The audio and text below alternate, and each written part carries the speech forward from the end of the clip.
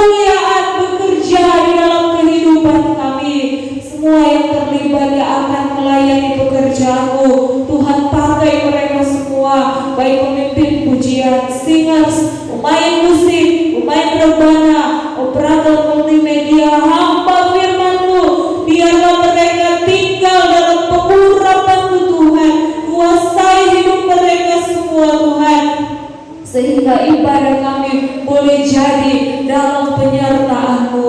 Tuhan, kami berdoa buat jemaat yang mungkin dalam perjalanan, tibakan mereka dengan selamat, yang masih mengeraskan hati, yang suam-suam kuku, kiranya Kau yang akan menjamah mereka di dalam nama Yesus, sehingga mereka tahu bersyukur kepada-Mu Tuhan.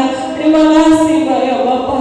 Kami terlalu yakin di tempat ini sudah dikuasai oleh Engkau, sehingga si iblis, kuasa-kuasa jahat ingin mengganggu kami. Kami percaya Engkau sudah hancurkan dia di dalam nama Yesus. Secara Yesus berkuasa. Terima kasih banyak Tuhan.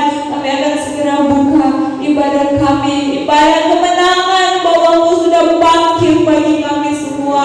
Kami akan bersorak bersama-sama untuk Engkau. Kami buka ibadah ini hanya di dalam nama Tuhan Yesus Kristus. Haleluya. Amin.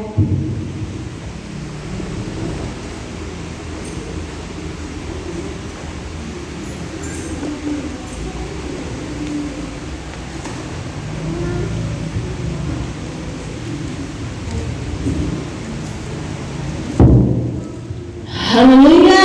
Haleluya. Puji Tuhan. Ibadah kita sudah berpada doa. Mari saudara-saudaraku, bebaskan hati dan pikiran kita. Kita menyenangkan Dia pada saat pagi hari ini. Kita telah menang. Mari kita benar-benar sungguh-sungguh dengan Dia pada saat pagi hari ini. Kita akan mau menyembah Dia. Sebelum kita masuk dalam puji-pujian, kita akan menyembah Dia. Kita akan pujian yang berkata, layakkan ku hampiri tahta-Mu. Haleluya Yesus. Kita akan meminta kelayakan daripada Tuhan Yesus. Siapakah kita ini? Kita manusia dengan kekurangan dan keterbatasan. Ada begitu banyak hal yang sedang kita lakukan melawan firman Tuhan. Layakkan ku hampiri tahta-Mu. Layakkan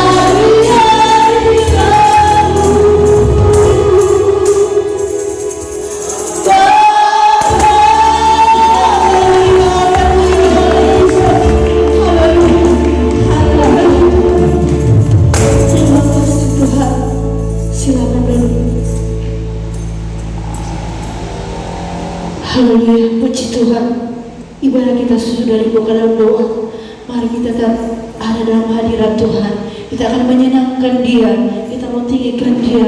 Dia Allah yang hidup dan berkuasa. Kita akan pujian berkata, nama Yesus menara yang kuat. Bangkit, serukan nama Yesus. Kita mau bangkit menserukan nama Yesus, karena hanya Dia, nama di atas segala nama, nama yang berkuasa, nama yang senantiasa menyelamatkan kehidupan umatnya. Puji Tuhan. Haleluya.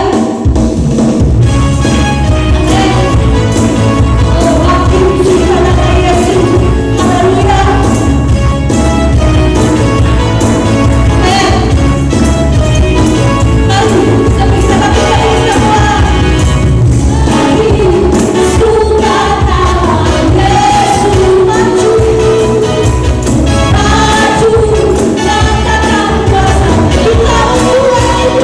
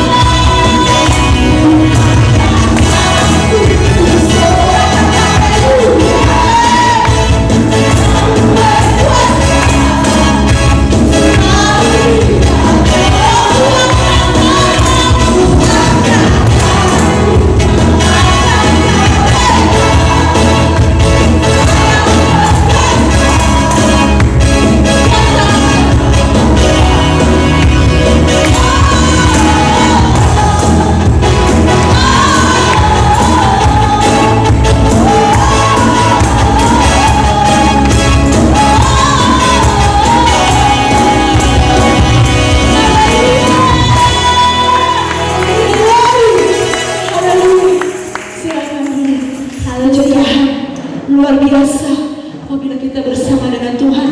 Rasanya semua terbang sama-sama dengan Tuhan.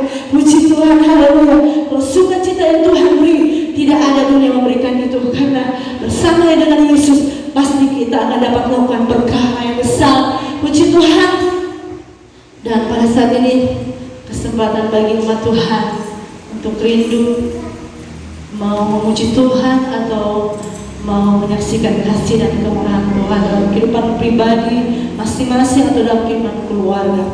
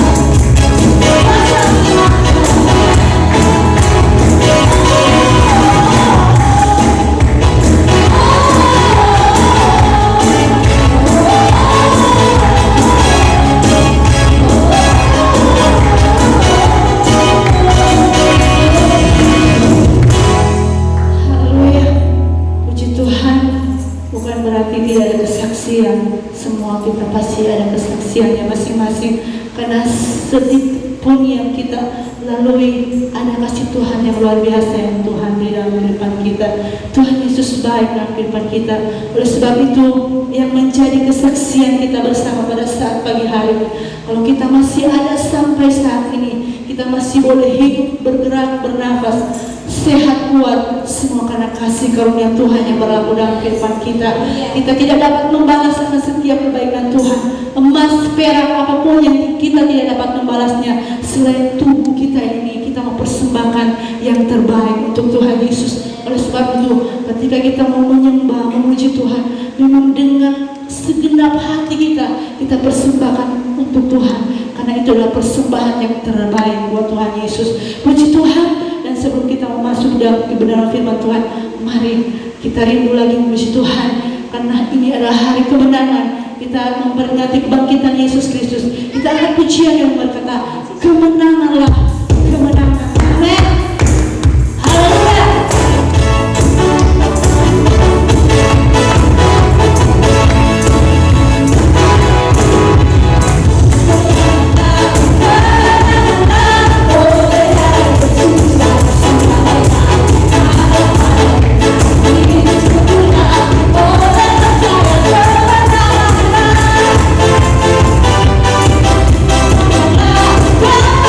We'll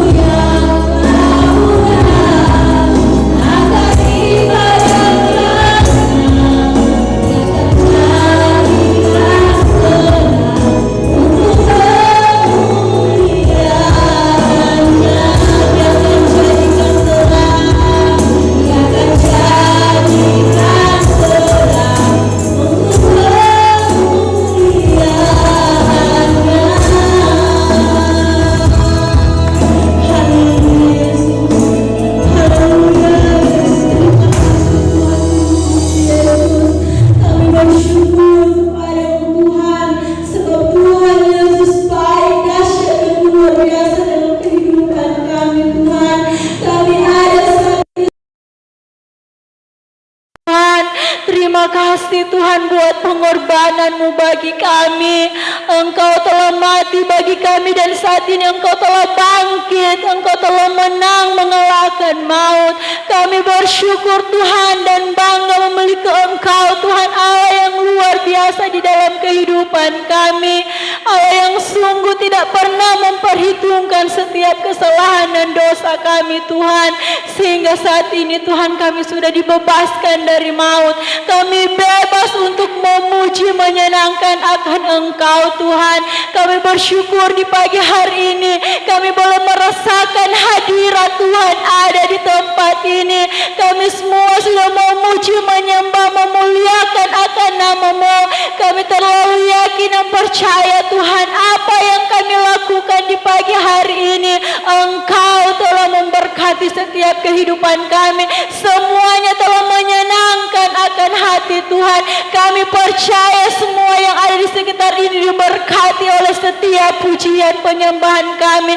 Kami tahu Tuhan pujian penyembahan orang yang percaya kepadamu besar kuasanya di dalam kehidupan kami.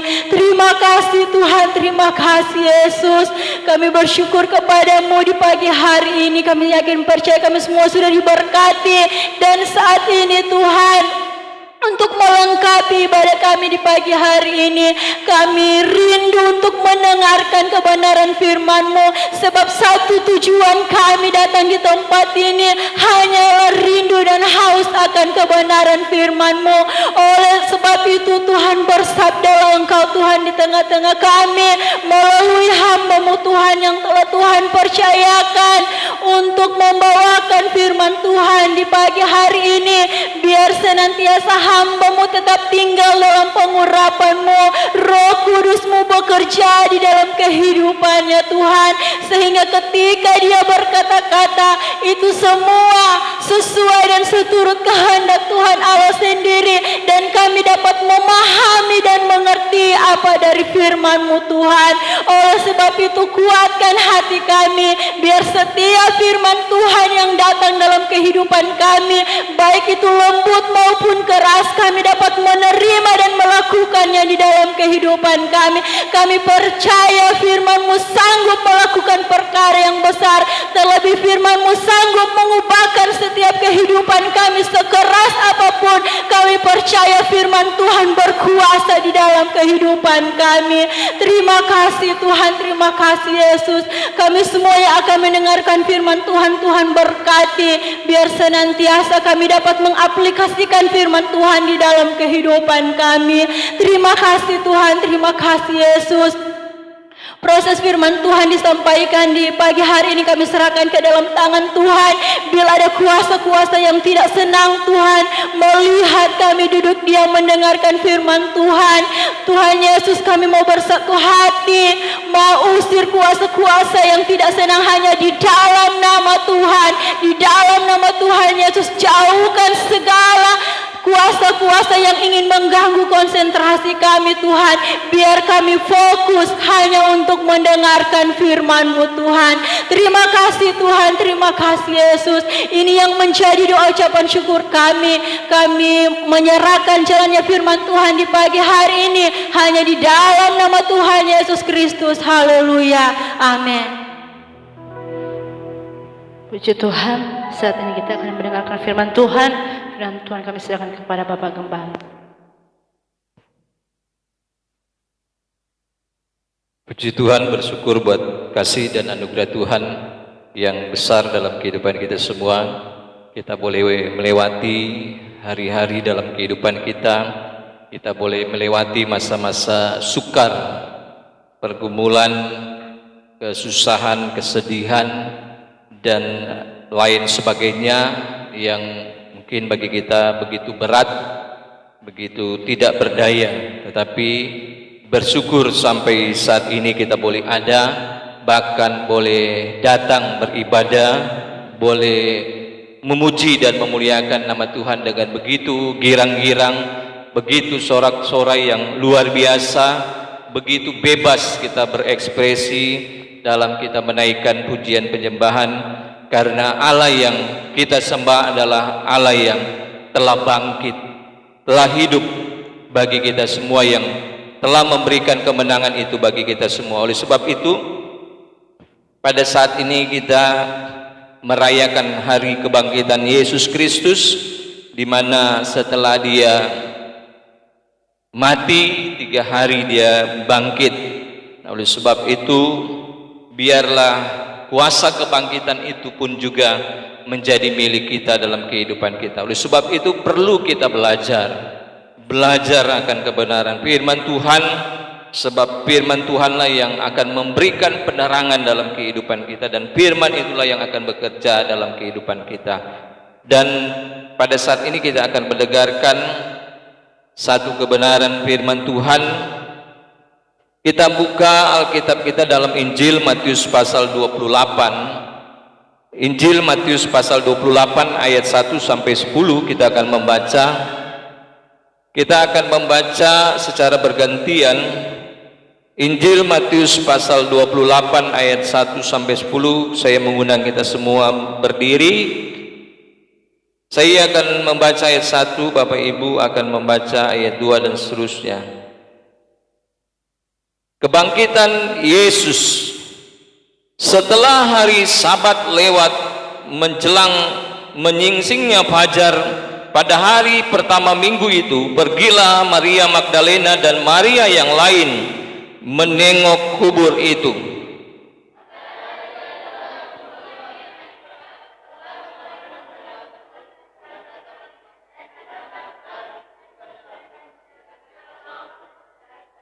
Wajahnya bagaikan kilat dan pakaiannya putih bagaikan salju.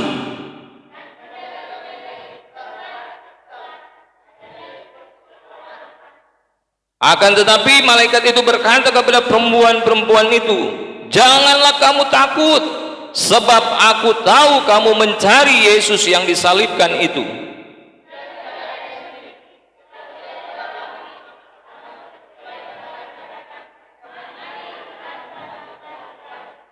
Dan segeralah pergi dan katakanlah kepada murid-muridnya bahwa ia telah bangkit dari antara orang mati. Ia mendahului kamu ke Galilea. Di sana kamu akan melihat dia. Sesungguhnya aku telah mengatakannya kepadamu."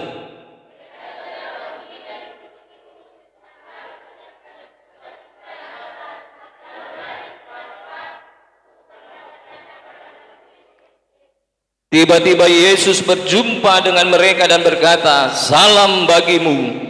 Mereka mendekatinya dan memeluk kakinya serta menyembahnya.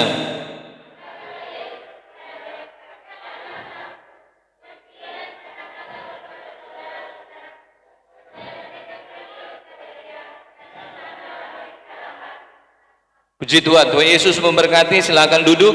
Ada banyak hal yang bisa kita temukan terkait dengan fakta kebangkitan Yesus Kristus.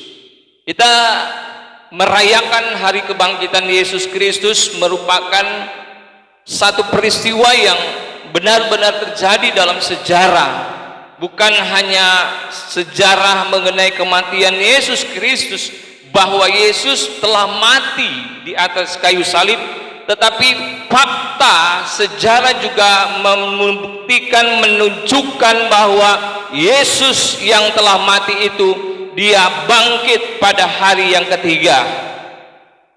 Nah, oleh sebab itu beberapa ayat yang sudah kita bacakan di sini juga bisa menggambarkan bahwa sesungguhnya setelah kematian Yesus Kristus di atas kayu salib, kemudian pada hari yang ketiga, pada minggu itu, pada hari pertama sebelum matahari terbit, di sini sebelum fajar menyingsing, di bagian lain sebelum matahari terbit, dikatakan perempuan-perempuan itu termasuk Magdalena, Maria yang lain, Salome, Yohana dan sebagainya. Nanti setelah itu Petrus dan murid yang lainnya juga coba ingin melihat keberadaan kubur tersebut, di mana pada waktu pertama Maria Magdalena mau datang melihat itu mayat Yesus memberikan rempah-rempah, minyak-minyak lain sebagainya. Tapi ketika dia lihat, wah, kenapa ini kubur ini yang ditutup batu besar, sudah tidak ada lagi batu itu. Kemudian Maria Magdalena menangis dan memberitahukan, wah, Tuhanku sudah hilang. Dan Maria yang lain juga yang bersama-sama dengan Maria Magdalena coba untuk melihat. Tetapi saya coba melihat secara kronologis peristiwa mengenai kebangkitan Yesus Kristus itu. Ternyata memang saya dapatkan di situ Maria Magdalena lebih dulu dia lihat, wah, itu kubur itu sudah kosong, sudah tidak ada batunya. Karena mungkin dia lihat, wah, Tuhanku sudah hilang, mungkin dicuri atau apalah yang ada dalam pikiran Maria Magdalena sehingga dia sedih pada saat itu. Dalam kesedihannya karena dia tidak tahu apa yang sebenarnya sedang terjadi pada saat itu, sehingga dia larut dalam kesedihannya. Dan kemudian juga perempuan-perempuan lain lihat, wah, ternyata mereka melihat fakta yang berbeda, tidak seperti apa yang Maria Magdalena lihat. Jadi Maria Magdalena hanya melihat sekilas saja, wah, batu sudah tidak ada lagi, sudah berada di tempat lain. Tidak, wah, mungkin dari kejauhan atau dia mungkin menengok sedikit, wah, tidak ada. Tetapi ketika perempuan lain masuk dan kemudian ada malaikat, 2 malaikat, di salah satu Injil bilang 2 malaikat, Injil yang satu-satu. Itu tinggal tergantung perspektif atau bagaimana penulis Injil itu mau menyoroti sesuatu. Sehingga ketika malaikat bilang, apa yang kalian cari? Bahwa dia, Yesus Kristus yang telah mati, dia telah bangkit. Ketika mendengar hal itu, kemudian ini perempuan-perempuan ini selain tadi Maria Magdalena, kemudian memberitahu kepada murid-murid Yesus, termasuk Petrus. Tapi nanti di kemudian juga Maria Magdalena ketika dia masuk, dia lihat, wah, ada seorang muda di situ. Dia pikir itu penunggu taman. Ternyata ketika pemuda itu berkata, sedang apa engkau? Kemudian, aku mencari Tuanku. Kemudian dia bilang, Maria. Sadar dia, terbuka. Kemudian dia sujud menyembah. Dia tahu bahwa itu Yesus. Karena ketika Yesus bangkit, rupa dia sudah berbeda dengan rupa sebelum dia mati. Itulah fakta kebangkitan, saudara-saudara. Jadi nanti kalau orang nanti mati kemudian bangkit, kita sudah ada apa kenal lagi ini kita pe istri. Siapa tahu dia pakai rupa lain, dia suka mau rupa lebih cantik dari sekarang. Kita sudah ada apa kenal, cuma DP kelakuannya tidak mau berubah. Itu makanya Yesus dapat kenal ketika bercakap-cakap dengan Maria Magdalena. Dia masih belum sadar karena rupanya kan lain. Kemudian ketika dia bilang Maria, kemudian juga tadi salam bagimu, itu kan perkataan yang biasa Yesus ucapkan, sehingga murid-murid juga sadar, wah, Yesus ini. Itu kan ciri khas seseorang, ya kan, biasa seperti itu. Seseorang dapat dikenali dari apa? Dari kelakuannya, dari karakternya, dari mulutnya, ya kan. Kita tahu nih mulut ini, mulutnya siapa ini. Makanya murid-murid pun juga sadar, karena kan Yesus sudah tidak lagi sama seperti yang sebelum dia meninggal, rupanya sudah berbeda. Sehingga Maria juga yang karena dalam kelarutan kesedihannya, dia tidak mengenali itu rupa Yesus. Tapi ketika Yesus berkata, Maria, oh Tuhanku. Begitupun juga Petrus. Petrus dengan murid lain di dalam Injil Yohanes itu dicatat. Tapi banyak peneliti, banyak penafsir menganggap bahwa itu Yohanes, penulis Injil Yohanes. Dia tidak mau bilang namanya dia cuma tulis Petrus dan murid lain. Tapi itu ketika ditelusuri jejak-jejaknya, wah itu Yohanes itu yang tulis Injil. Jadi ketika, kan karena ditulis murid yang dikasihinya, yaitu Yohanes. Jadi ketika Petrus masuk, tapi ini Yohanes sudah lebih dulu, kemudian dia lihat, wah, kosong, batu sudah terguling. Dia lihat, wah, kosong. Ya kan, biasa kan orang kalau cuma lihat bukti, hanya satu bukti, wah, langsung berasumsi, wah, dicuri. Wah, pencuri, kan? Tidak lihat bukti secara utuh sehingga berasumsi, wah, Tuanku sudah hilang. Tapi ketika ini Petrus dan Yohanes pada akhirnya mau mengetahui fakta kebenarannya, dia cari, wah, dia lihat, wah, itu kain kafan yang menutupi seluruh tubuh Yesus yang sudah mati itu sudah tidak ada lagi di tempat, sudah tergeletak di tanah. Kemudian itu kain pelu yang mengikat kepala Yesus itu sudah tidak ada lagi di dekat kain kafan itu, sudah berada di tempat lain. Kemudian sudah ada bukti-bukti, tapi mereka masih belum percaya. Nanti ketika malaikat datang mengatakan bahwa Tuhan yang kalian cari itu sudah bangkit, tapi masih sepertinya mereka masih belum percaya. Bayangkan malaikat yang bilang masih belum percaya. Coba nanti baca ayat-ayatnya. Nanti ketika Yesus datang dan mengatakan kepada mereka, baru mereka percaya. Luar biasa memang. Itu seringkali terjadi dalam kehidupan kita. Makanya tadi saya katakan banyak fakta yang bisa kita temukan terkait dengan kebangkitan Yesus Kristus. Pada awalnya mereka tidak percaya bahwa Yesus bangkit. Bahkan malaikat mengatakan, bukankah ia telah mengatakan kepada kalian bahwa ia akan mati dan dia akan bangkit pula. Rasa-rasa nih malaikat ini mau bilang, bodoh mau nih. Rasa-rasanya mau bilang begitu. Sudah berulang-ulang para nabi bilang di perjanjian lama, ada dengar atau nyanda ini. Ini kalau mau dibahasakan seperti itu ya, ada dengar baik-baik atau nyanda, ada baca baik-baik atau nyanda, itu membuat di perjanjian lama. Taruh kalau tidak terlalu mengerti lah perjanjian. Tuhan Yesus sudah berulang-ulang selama 3 tahun bersama-sama dengan kalian. Dia bilang, aku akan mati. Sebelum dia mati dia bilang perjamuan, dia bilang tidak lama lagi aku. Tapi dia juga sudah bilang bahwa nanti aku akan bangkit.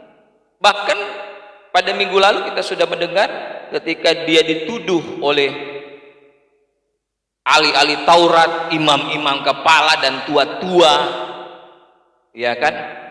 Dia bilang, bukankah engkau yang mengatakan mau merobohkan bait Allah dan dalam 3 hari engkau bangun?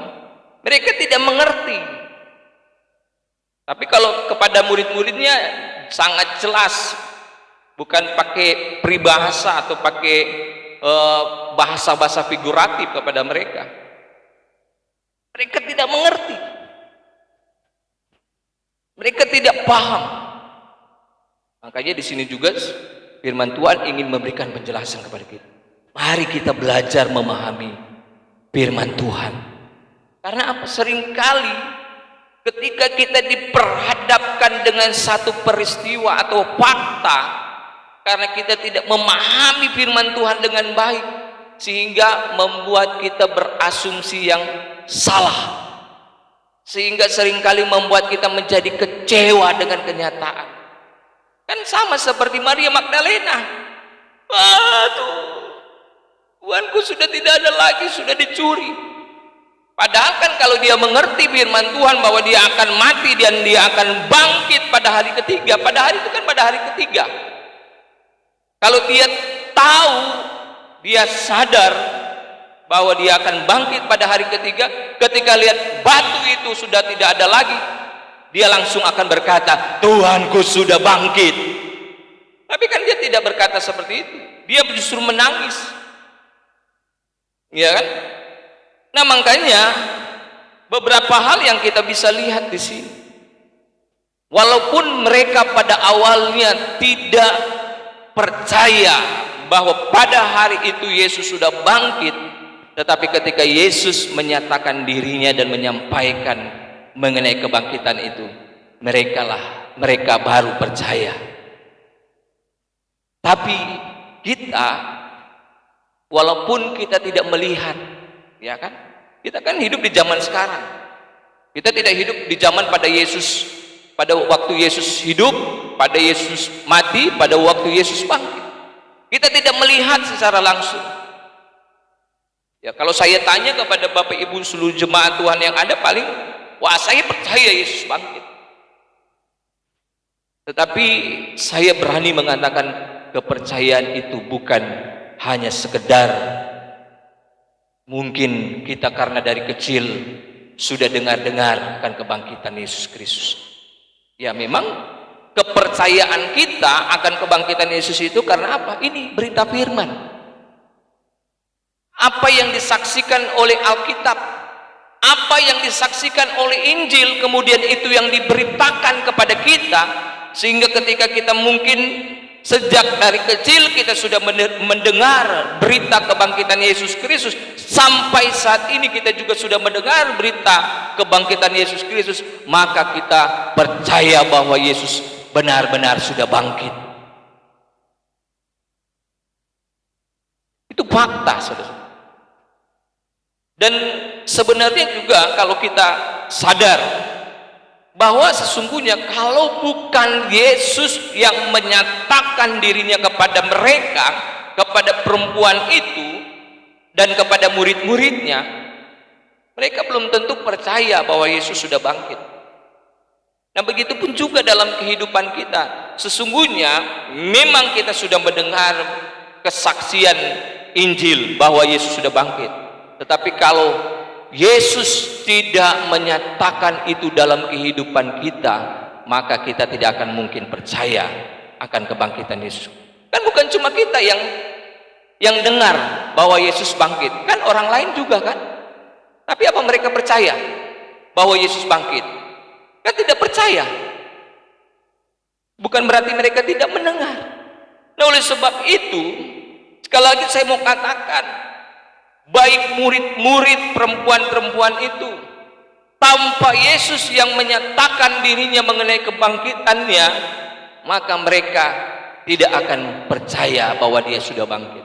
Nanti kan berita itu tersebar, disampaikan kepada murid-murid, kemudian murid-murid menyampaikan kepada bangsa-bangsa mengenai kebangkitannya, dan sampai pada saat ini, pada zaman itu tersiar berita mengenai kebangkitan Yesus Kristus. Dan itu menjadi keyakinan kita. Tapi keyakinan itu bukan hanya sekedar kita mendengar, tetapi Kristus yang berfirman dalam kehidupan. Itu fakta mengenai kebangkitan Yesus Kristus. Dan selanjutnya fakta yang kita bisa dapatkan dari kebangkitan Yesus Kristus, bahwa peristiwa kebangkitan Yesus Kristus itu menyatakan bahwa sesungguhnya Yesus itu benar dan dialah kebenaran itu. Yesus bilang, akulah jalan dan kebenaran dan hidup. Bahkan dia katakan, akulah kebangkitan dan hidup. Apa yang disampaikan oleh Yesus? Kalau ahli-ahli Taurat, tua-tua, kemudian imam-imam kepala menuduhkan Yesus bahwa, wah, berdusta, ngaku anak Allah, ngaku-ngaku Mesias, ya kan, dusta, layak kamu dihukum mati. Wah, cuma gara-gara dusta menurut mereka, harus dihukum mati Yesus. Makanya kan waktu itu kan saya bilang, wah, ketika Pilatus melihat, wah ini tidak pantas ini dihukum mati, cuma gara-gara pengakuan seperti itu kemudian mereka mau menghukum mati ini Yesus Kristus, ya kan.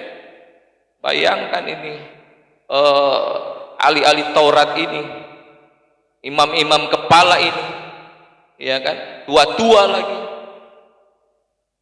kan main ini mereka ini. Tapi sekali lagi,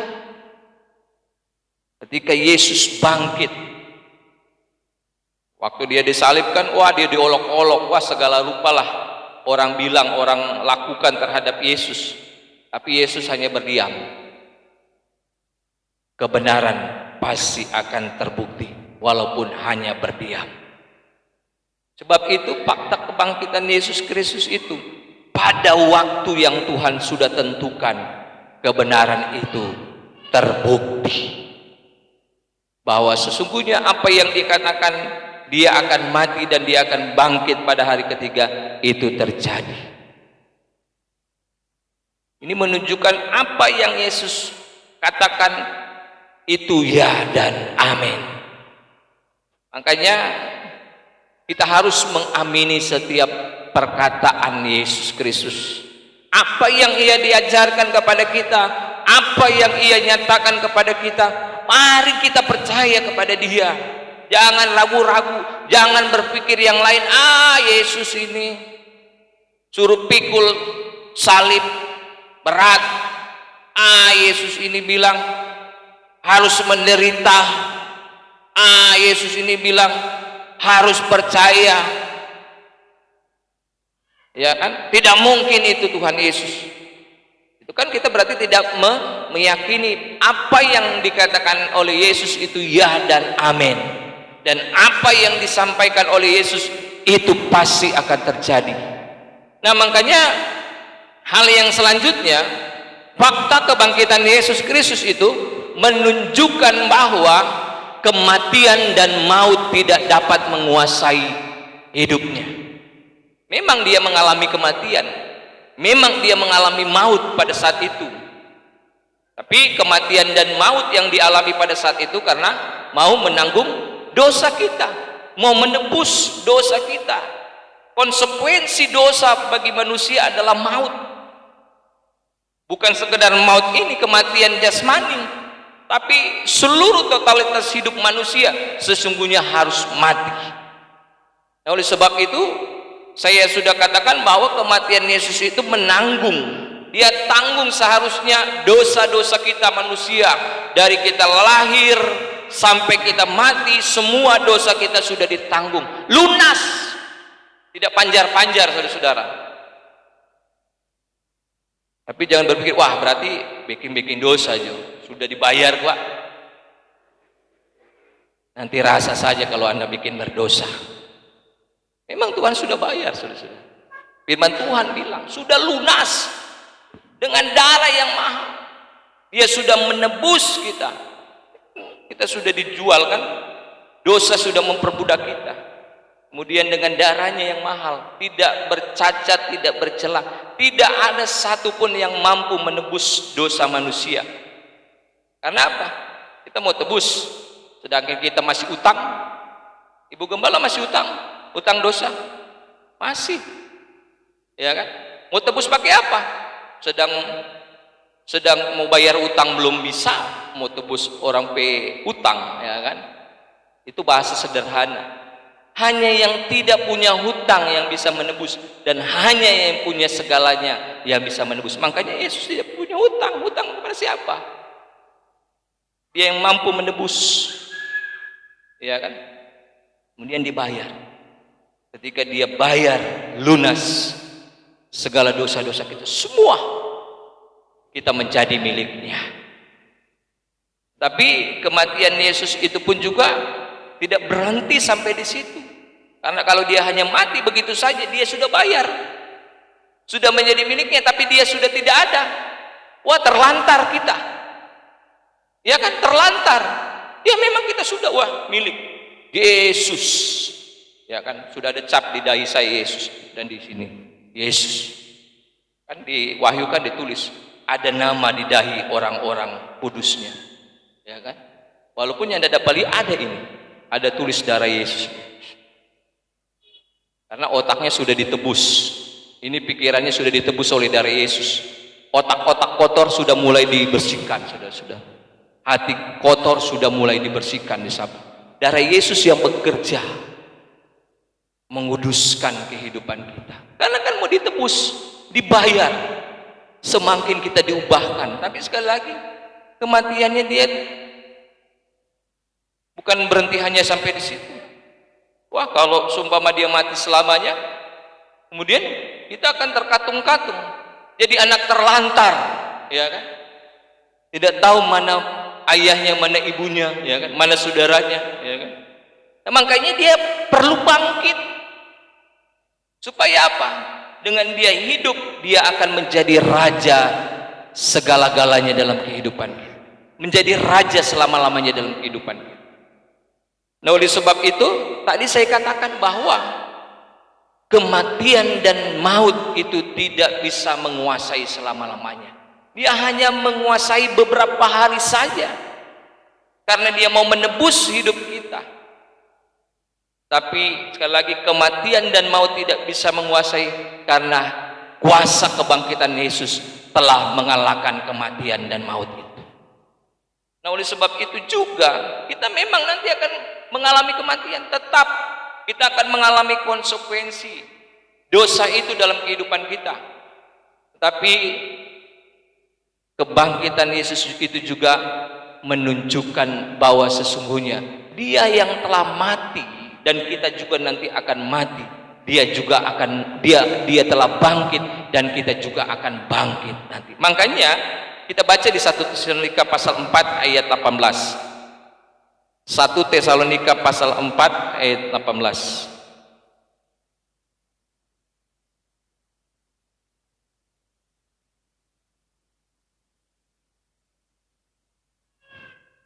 Ayat 15 dulu. Nanti saya akan menjelaskan bagian-bagian ini pada khotbah berikut. 1 Tesalonika pasal 4 ayat 15 sampai 18. Ayat 14 dulu.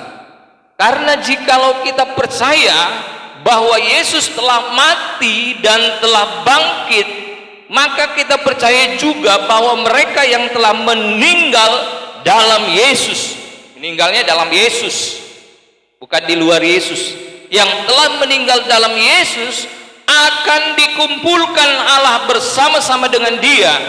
Ini kami katakan kepadamu dengan firman Tuhan, kita yang hidup, yang masih tinggal sampai kedatangan Tuhan, sekali-kali tidak akan mendahului mereka yang telah meninggal.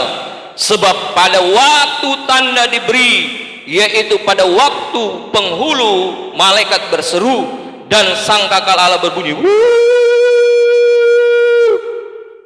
maka Tuhan sendiri akan turun dari sorga, dan mereka yang mati dalam Kristus akan lebih dahulu bangkit. Sesudah itu kita yang hidup, yang masih tinggal, akan diangkat bersama-sama dengan Tuhan, dengan mereka yang sudah bangkit lebih dulu dalam awan menyongsong Tuhan di angkasa.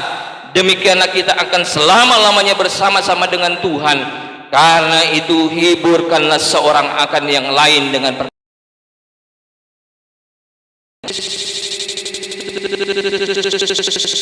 memberikan pengharapan dan penghiburan bagi kita. Walaupun kita susah-susah saat ini, menderita, sakit. Kita ada sakit ini, Tuhan. Ya apa kita sakit ini? Sakit, tidak punya uang sama sekali. Rasa-rasa mau mati. Kalau orang dunia bilang, ya kan, lebih baik mati dong daripada hidup begini susah. Ya kan, banyak kan bahasa-bahasa seperti itu. Tapi sesungguhnya kalau kita di dalam Tuhan, walaupun susah, menderita, sakit dalam hidup kita, terhina, tapi ada pengharapan di dalam Tuhan.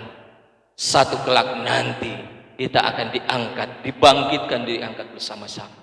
Kita akan tinggal bersama-sama dengan Tuhan, menikmati segala berkat-berkat Tuhan, segala apa yang kita perjuangkan selama kita berada dalam dunia ini, kita mau berjuang terus dalam Yesus Kristus, kita mau bekerja, kita mau melayani, kita mau memberi, kita mau mengasihi, kita mau hidup sungguh-sungguh, kita mau hidup setia dalam Tuhan. Segala yang kita lakukan untuk Tuhan, maka kita akan dapatkan nanti pada waktu Tuhan akan mengangkat kita semua. Makanya tetap kuat, tetap bersyukur kepada Tuhan. Lagi fakta kebangkitan Yesus Kristus itu ingin membuktikan bahwa sesungguhnya maut tidak dapat menguasai. Begitupun juga nanti, walaupun kita akan mati secara jasmani, kalau kita mungkin masih hidup, berapa tahun lagi ya? Kira-kira berapa tahun ini? Taruhlah saya 60 tahun lagi lah, 100 tahun hidup, masih 60 tahun lagi hidup. Kalau Tuhan Ricky datang pada 60 tahun kemudian, ya kan, dari sekarang saya masih hidup, wah saya diangkat hidup-hidup sudah. Tapi kalau yang somati nanti dibangkitkan dulu dengan tubuh kemuliaan, sama seperti Yesus. Yesus kan sudah mati, sudah habis 3 hari kan manusia kan ketika dia mati kan sudah busuk mati semuanya. Tapi ketika dia bangkit tubuh baru, makanya kan perempuan-perempuan yang tidak dapat kenal. Nanti ibu gembala juga tidak dapat kenal. Wah kita sebenarnya seperti ini, gayanya beda pokoknya. Nah, puji Tuhan. Jadi kebangkitan Yesus Kristus itu memberikan jaminan bagi kita bahwa walaupun nanti kita akan mati, tapi kita pasti, karena kebangkitan Yesus pasti. Makanya nanti juga walaupun kita mati, kebangkitan kita karena Yesus yang kuasa kebangkitan Yesus itu yang akan membangkitkan kita.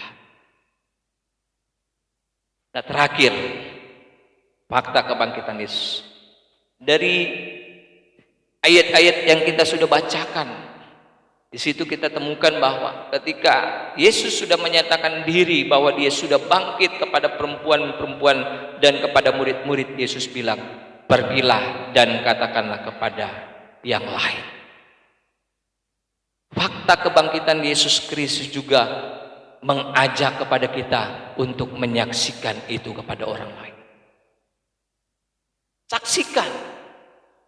Jangan kita hanya mendengar, Yesus sudah bangkit. Tapi kita juga harus saksikan kepada yang lain, ya. Bukan hanya sekedar menyaksikan, Yesus sudah bangkit, tahu. Tapi kita juga harus paham kebangkitan Yesus Kristus. Wah, bangkit bagaimana Yesus? Siapa itu Yesus? Makanya kita perlu belajar. Siapa itu Yesus Kristus? Bagaimana dia bisa bangkit, ya kan? Tapi bukan hanya kebangkitan fakta sejarahnya, tapi juga menunjukkan dalam kehidupan kita bahwa benar sesungguhnya Yesus itu sudah bangkit. Jadi kan beberapa lagu kan, bangkit, serukan nama Yesus.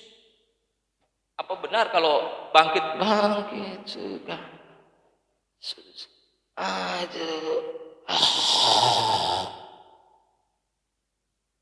Itu tuh bilang Yesus sudah bangkit dalam kehidupan. Wah, kalau sudah bangkit, nama Yesus, rasa-rasa mau rubuh dia, ya kan? Kenapa? Kan hidup. Orang kalau hidup kan dia bergerak, tidak mati. Damai.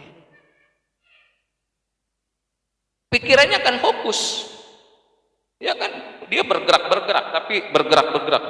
Bangkit, suka nama Yesus. Bangkit apa ini? Ya kan? Bangkit bagaimana? Nama Yesus. Sudah putar-putar ya. Kenapa ya? Kan Yesus sudah membangkitkan ini. Tubuh kita, jiwa kita kan bergerak. Ya, kecuali ya minta maaf ya, kakinya memang yang tidak bisa balompat ya. Tapi kan apa yang masih hidup ini bergerak. Itu menunjukkan, menyaksikan bahwa Yesus bangkit dalam kehidupan kita. Tuhan Yesus memberkati. Yesus, kau kebenaran yang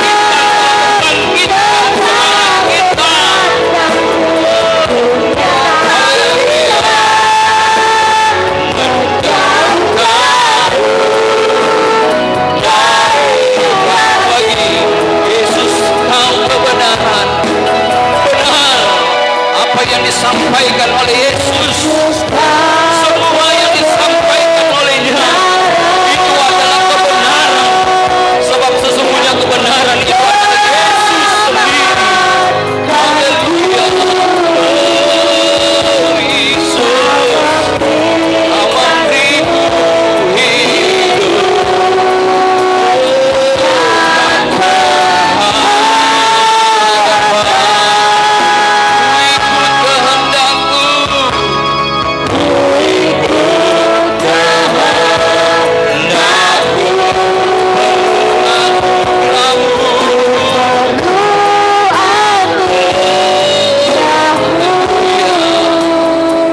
Nyatakan janjiku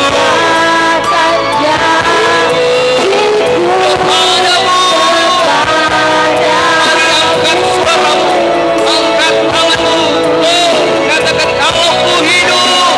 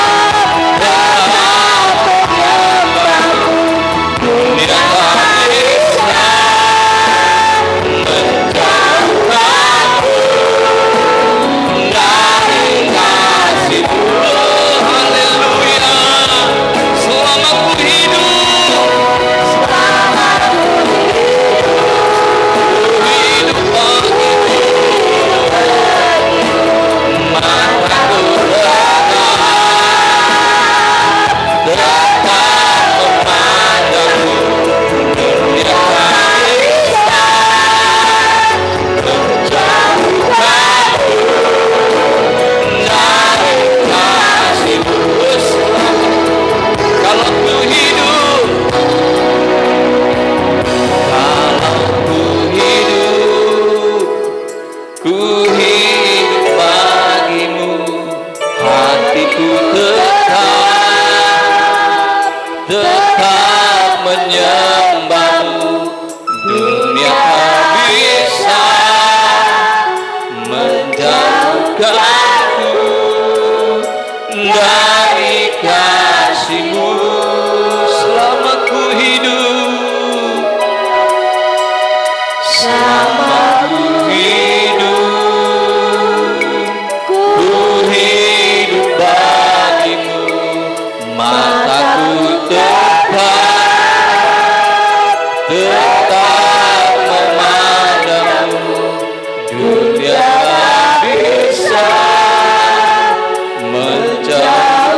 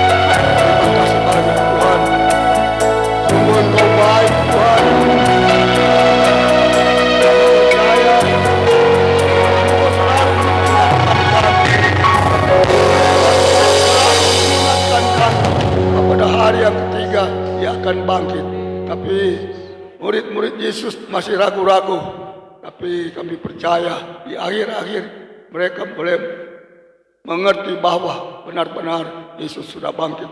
Begitu juga dalam kehidupan kita, biar kita percaya bahwa Yesus itu sudah bangkit, sudah memberikan kita kemenangan, sudah memberikan kita keberhasilan. Oleh sebab itu biar tetap kita percaya kepada Yesus bahwa Yesus sudah bangkit, sudah menang di dalam kehidupan kita. Terima kasih banyak Tuhan atas firman-Mu. Hamba-Mu yang sudah melainkan dengan firman-Mu, pakai terus hamba-Mu dengan kuat kuasa Roh Kudus-Mu. Benar-benar Tuhan selalu dikerjakan oleh hamba-Mu, keluarganya tetap Tuhan memberkati. Puji Tuhan, terima kasih. Kami bersyukur atas firman-Mu dan tiba saatnya Tuhan kami memberikan korban persembahan.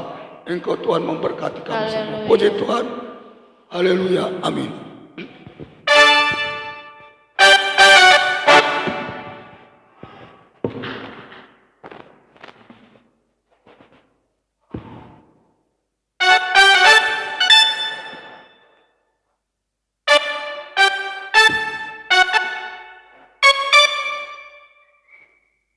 Haleluya.